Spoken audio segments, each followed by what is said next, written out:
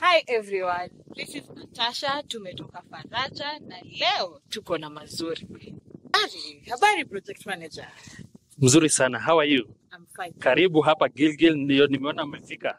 Nataka leo tueleze kwa mtandao watu wajue wewe ni nani. Hapa tumekuja wapi, tunafanya nini? Tueleze tu kidogo uelewe.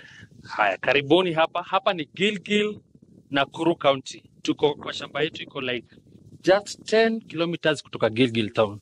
Na hapa venye umenipata hapa nilikuwa kwa shamba naangalia huku tunalima lima. Huyu ni client hapa amekuja amechukua kazi, akatuambia anataka kulimiwa. Mimi nikakuja na vijana nikawaambia limieni nani? Clients.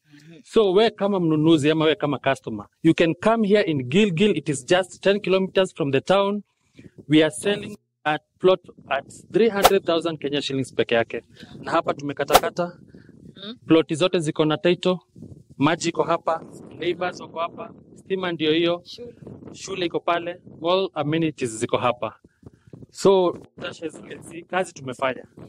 Yeah. Ni watu wa kuje. Tuko na site visit inakaribia very soon. That is 24th of May.